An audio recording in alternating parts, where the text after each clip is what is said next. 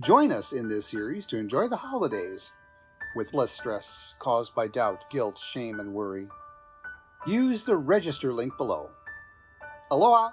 And now we begin to dust off our romance manual, week 10. In this segment, 3 topics to explore. Topic number 1, how is romance more than roses? Topic number 2, values. What are those? Values. And topic number 3, vision. Values and vision. All right. Romance is a very personal topic. When it comes to romance, unfortunately, we're so inundated with merchandising and the Hollywood mystique around what romance should be. Isn't romance all about roses, diamonds, expensive dinners, or expensive trips, or trinkets that are supposed to show materialistically how much we love each other?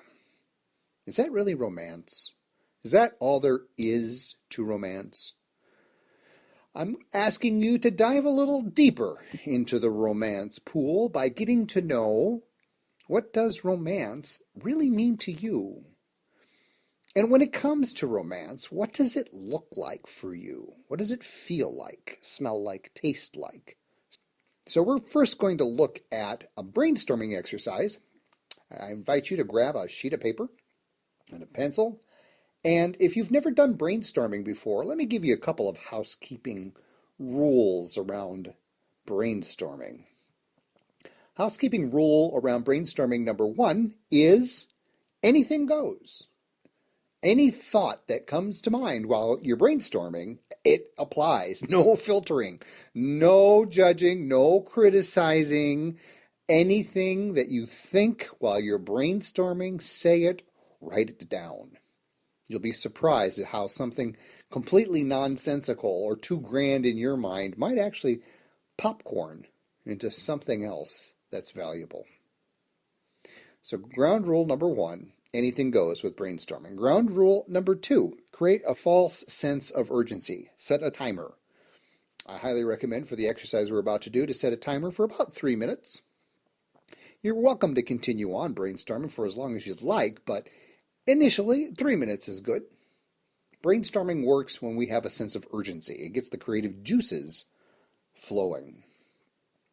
For this first exercise on dusting off our romance manual, I invite you to grab a sheet of paper.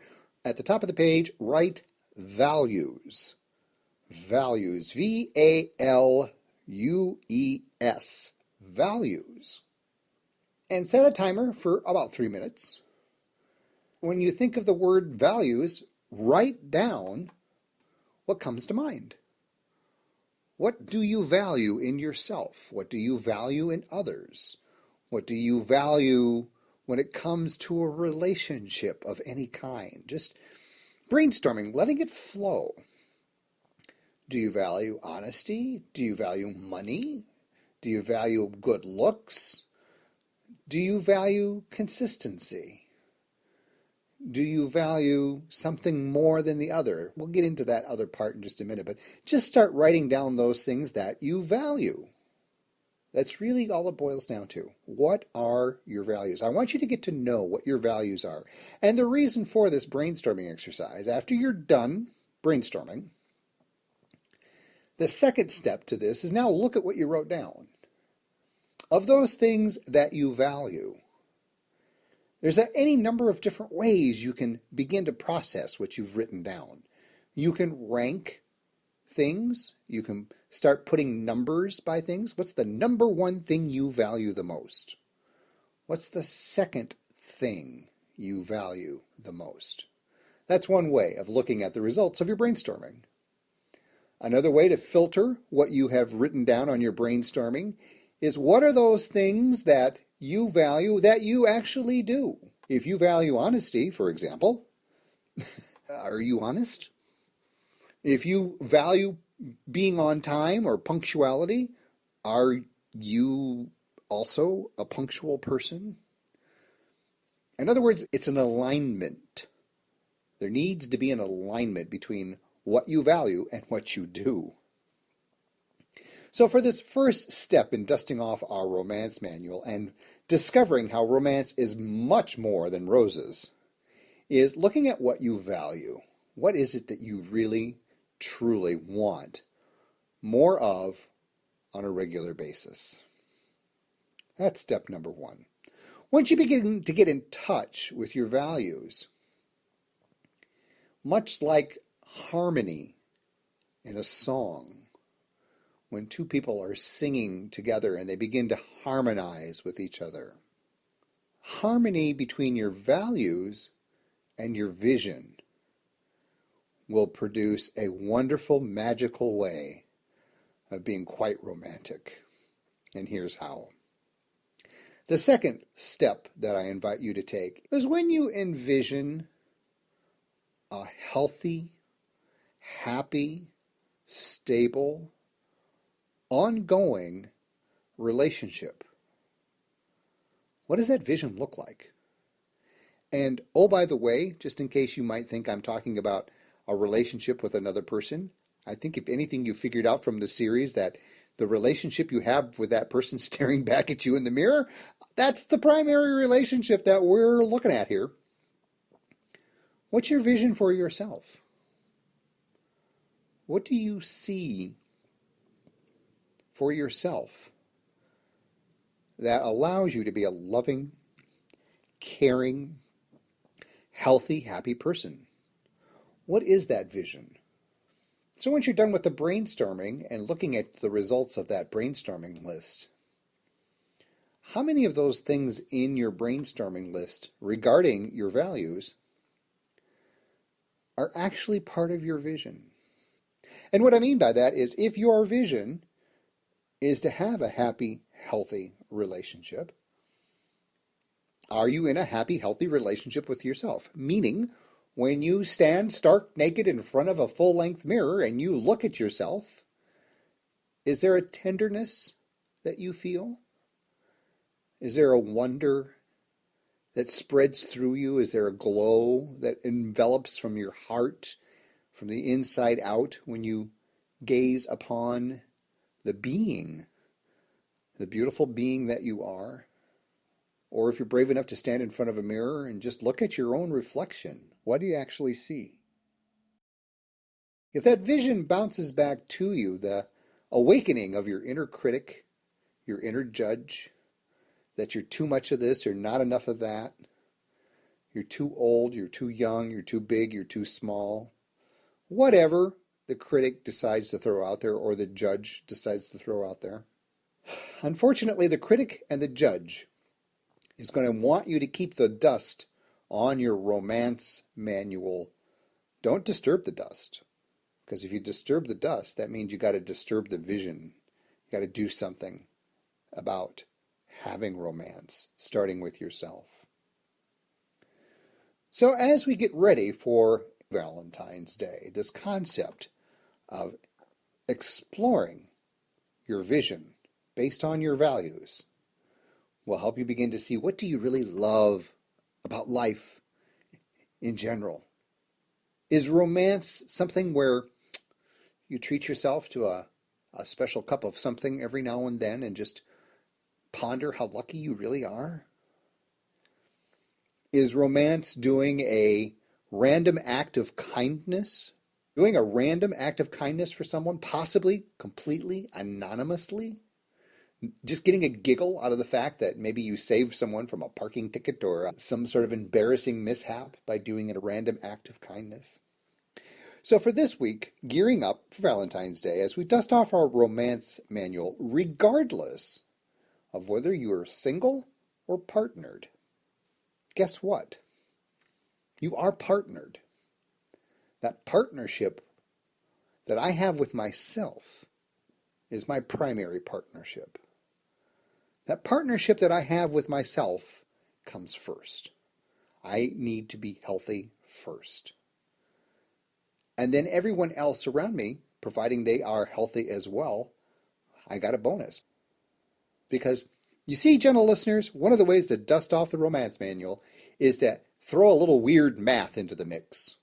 And that weird math looks like this. 1 plus 1 equals 3 when it comes to relationships. And you might think, sold that new math, I don't know, what's that all about? Let's just put it this way. A healthy me, a healthy you means that should we be in any type of relationship with each other, means we're a healthy us, the sum of our parts. No matter what your relationship status is, you're always partnered at least with yourself. I invite you to consider two things as we dust off our romance manual. First, would you start jotting down, journaling per se, what you would like more of in life? It need not be gone with the wind length journal entries. Each day on a notepad, capture a short note on what do you want more of. Write it down. And apply the brainstorming ground rule that nothing's too silly. Nothing's too grand. The reason why I invite you to write it down is because guess what? There's power that happens when a thought goes from something from thin air to something concrete, like words printed on a paper. Write it down. Start journaling what you do want more of. And when it comes to romance, you might be brave enough to share those thoughts with the person who you're romantically involved with. You're allowed to grow together. That's the goal. Next, I'll remind you of a powerful tool to upgrade your communication skills. We've talked about this tool in other segments of this Holiday Blues Busters series. One of the best ways to dust off the romance manual is learning how to say no with ease and grace. I'm going to tilt this concept of saying no towards the reality that, wow, when it comes to time, how often, how easy is it to say yes to something, but then it takes the time away from being romantic? How much romance time is actually in your calendar? Now, I'm not asking you to schedule romance from 7:30 to 9:30 p.m. on every other Wednesday on an ongoing repeating basis. I don't know, maybe I am.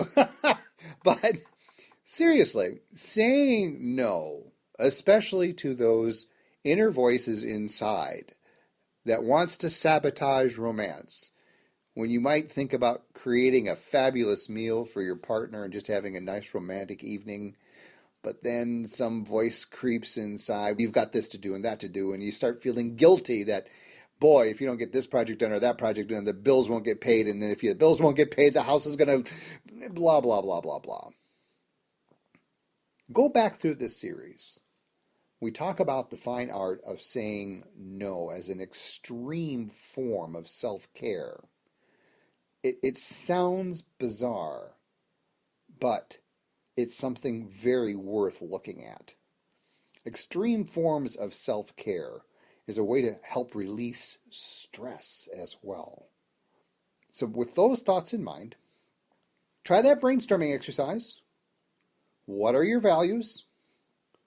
Next, once you've finished up that brainstorming exercise, review what you've written down.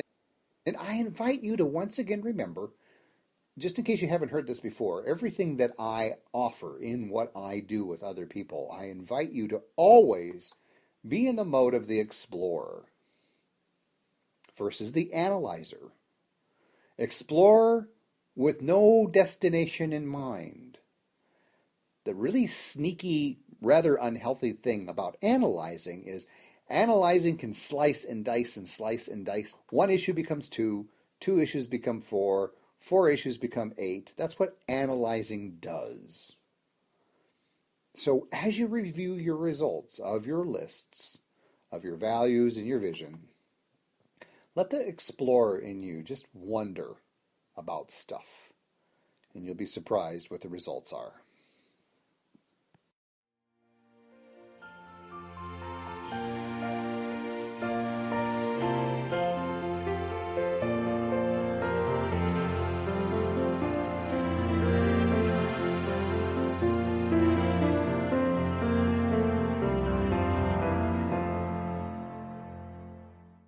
All right, class. Once again, you're all alumni of this class, as you usually do. What popped out for you as we headed through our romance manual? First of all, what did you think of that brainstorming exercise? That was a good exercise. For me, I believe I reflected back to when I was married. My husband had passed away. I was married, and the good times that I had in my romantic life with my husband. And it brought some good memories to me. And I was able to really write down some of the things that I loved about the man that I married. I guess what popped up for me, this is Cheryl from the Big Island of Hawaii, that Rick and I have been together for 28 years.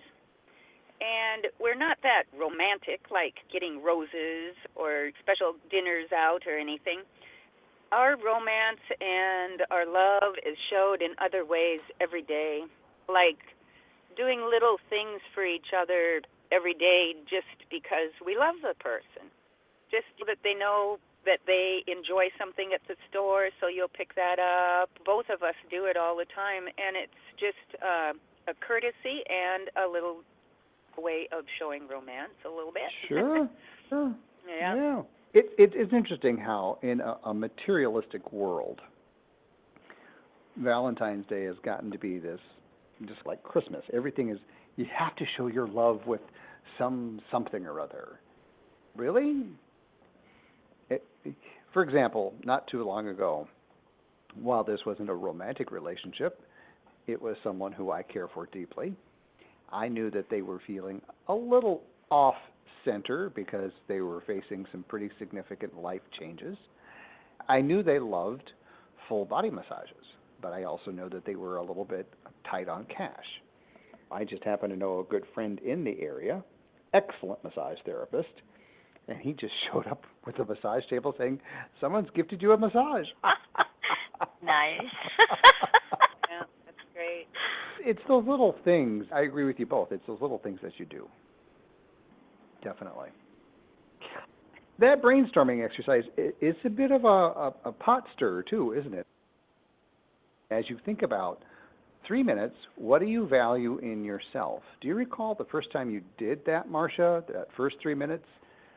Was that 3 minutes more like 8 minutes? I mean, I actually had to take a trip back into time to recall all that about myself. And it's so funny that, gee, you'd think I would know this already about myself, but I had to take a trip back into time and recall moments in my life that I really, truly enjoyed. And I got older, life started getting busy, things about my life got more serious. Just the idea of the things I used to enjoy, all of a sudden it just dawned on me, gee, what happened to the things I used to enjoy doing? Why am I not doing them anymore? That was, that's weird. I did write down a few things that I value in my partner, which when you asked, do I have those values in myself? And yes, I can definitely say, yes, these are the things I value about myself as well. Excellent. Rick, I know you love these little mind mapping games we play.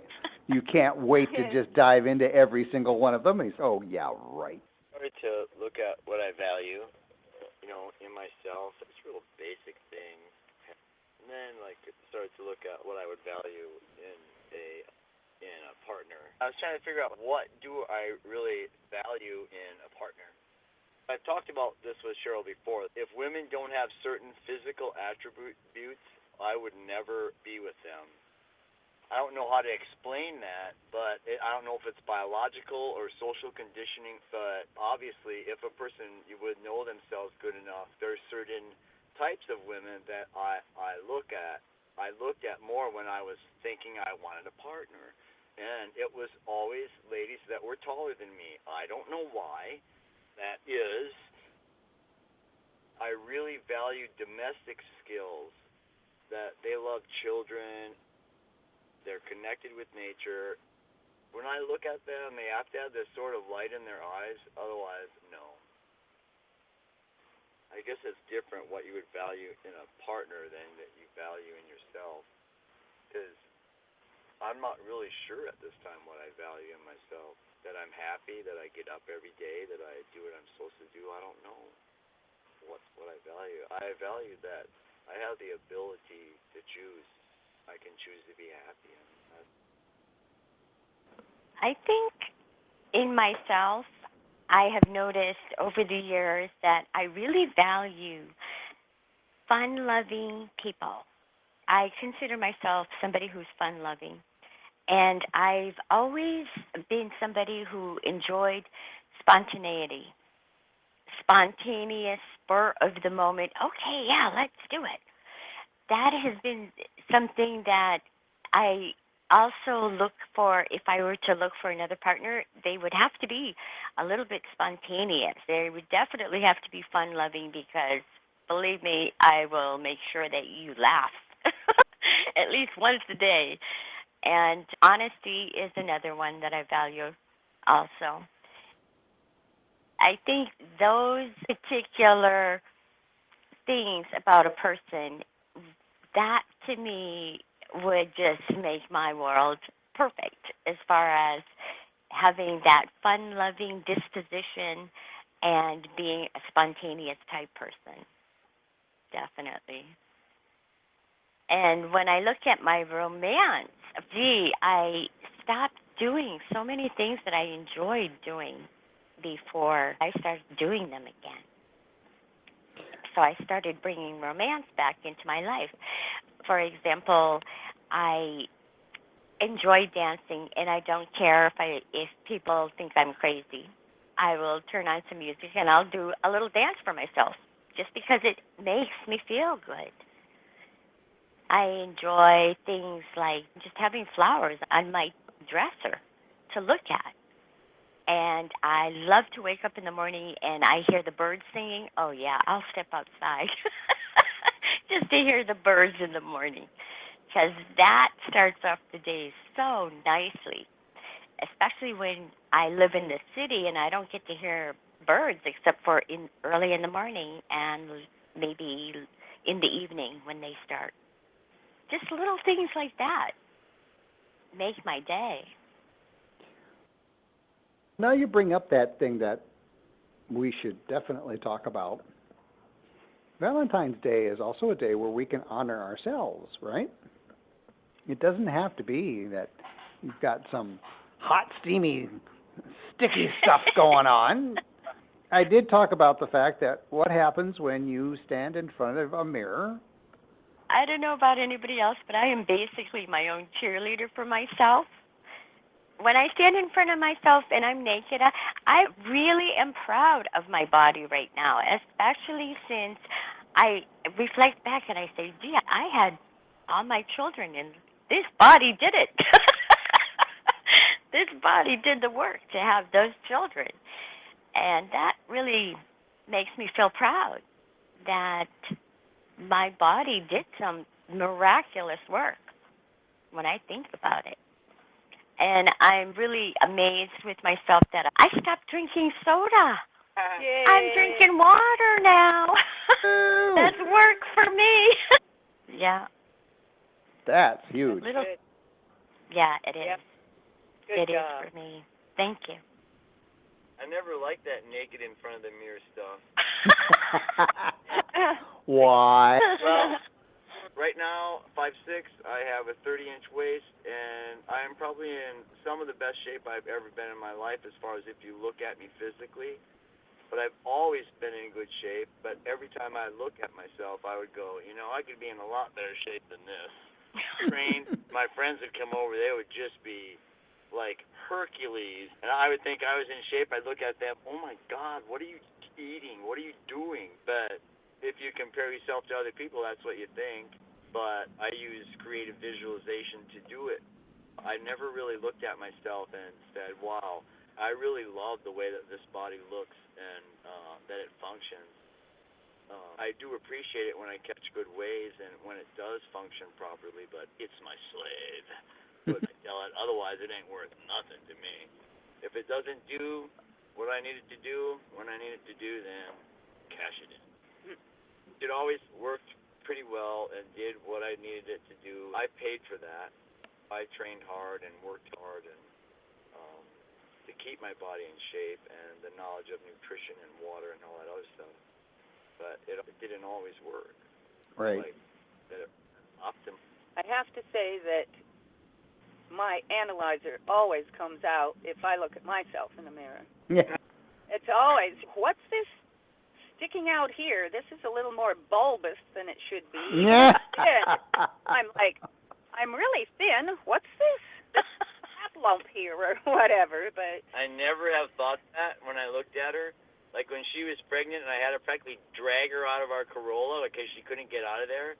I never ever thought, oh, she's getting fat. After she had the baby, it was like, what the hell? Where did her stomach go? And then when I would look at pictures of her, I go, holy shit, what the hell did I do? But I wouldn't realize it when I was with her. But when I would see the pictures or I'd show other people pictures, they go, damn, who's that? And I go, that's my wife. They go, you better keep that one. I go, don't worry about it. I always wanted to be with someone and have a stable relationship. Those two things right there, stable and relationship, aren't really words that should go together. Because no relationships are really stable.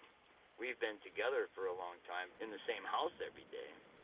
And we eat together and all like that, but if that's stability, okay.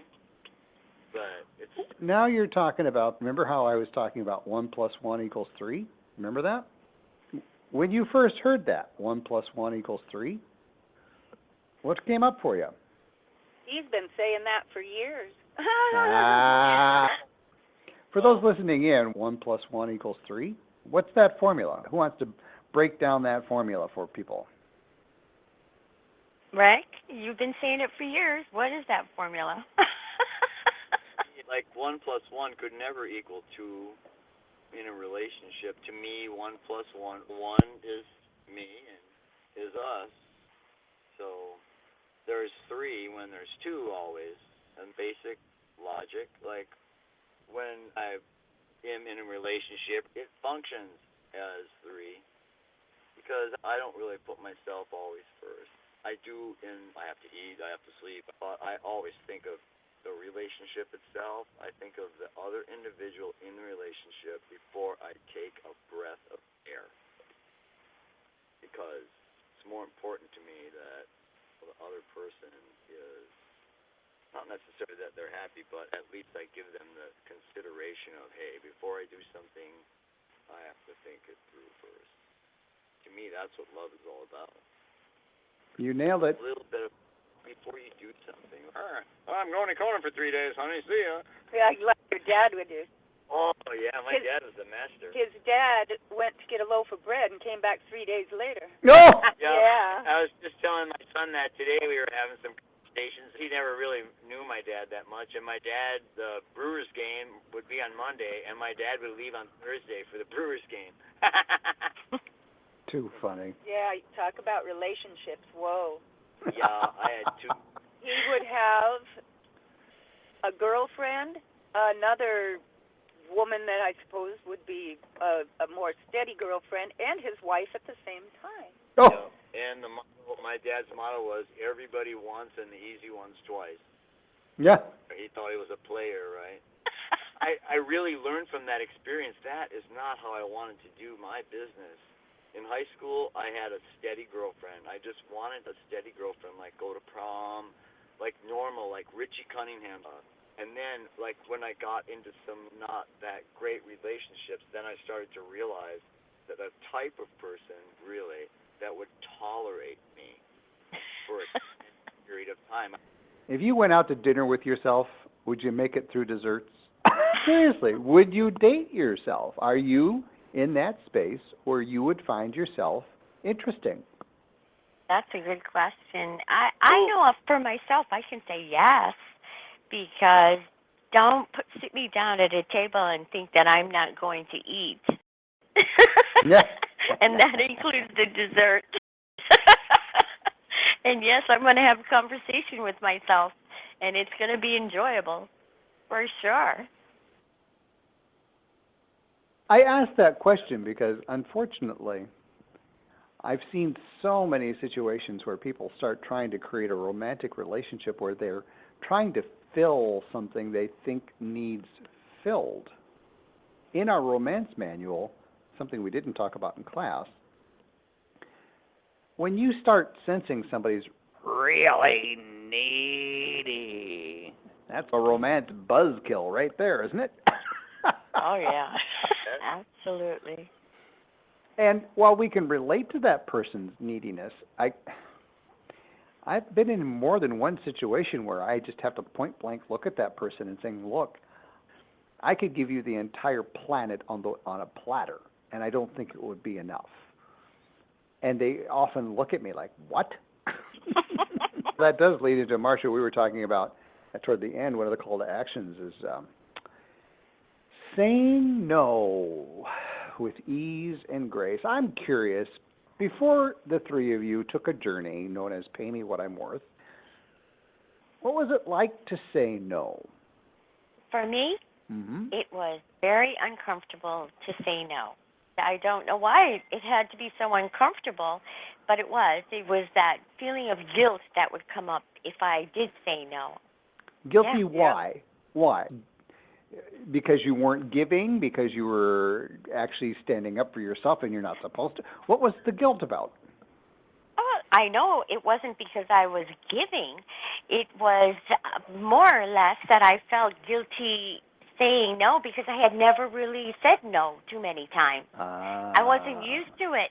I felt like if I said no, that it was going to be a reflection on me, and I would look selfish. Yeah, that idea of being selfish. How could I say no, right?